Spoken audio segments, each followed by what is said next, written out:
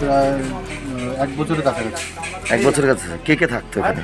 উনি প্রথমে একাই থাকতো, তারপরে ওনার ছেলে থাকতো, তার ছেলে আসতো যেত, মানে ওনার ওয়াইফের কাছে আসতো যেত, মানে বাবার কাছেও থাকতো, মার কাছেও থাকতো, সেই হিসাবেই। মানে প্রথম পক্ষের ছেলে থাকতো নাকি?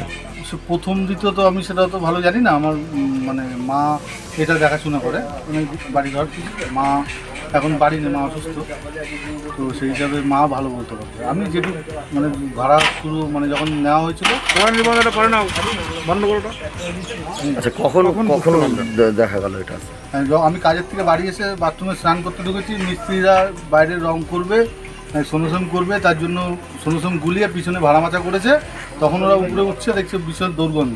তখন ওরা জানলাটা ধরে উপরে উঠতে গেছে, তখন জানলাটা খুলে দেখে ভিতরে এরকম হচ্ছে। তখন ওরা তাড়াতাড়ি নেমে এসে আমাকে জানালো, আর আমি তাড়াতাড়ি। মানে কী অবস্থায় ছিল? ওনারা দেখলে বললো ভিতরে মনে হচ্ছে কেউ মারা গেছে বা মরে পড়ে আছে। তা আমি ওটা দেখতেও জানি, মানে উপরে গেলাম দৌড়ে, তখন ভিতর থেকে তো দরজা লক ছিল। তো আমি সাথে সাথে অশোকনগর থানায় ফোন করলাম। কী নাম ওনার? ওনার নাম রাজীব। না, আজকেই পেয়েছিলাম। আজকে কখন পেলেন? আজকে আপনার ধরুন ওই দুপুরে পড়েছে। আচ্ছা, তখন কি সন্দেহ হচ্ছিল বা গিয়ে দেখেছিলেন কিছু? না, ওই দিকে আমার যাওয়া পড়ে না, কারণ আমার এই রুমটা এখানে, তো ওই দিকের সাথে আমার কোনো কানেক্টেডই নেই। এখানে কতগুলো ভাড়াটিয়া থাকে? সবগুলো মোটামুটি থাকে। অনেকে থাকে। রুম আমার ফাঁকাও আছে। এই কারোর সঙ্গে মিশতো যে লোকটি মারা গেছে? না, কারোর সাথে নেই। আপনাদের সঙ্গে মিশতো? না।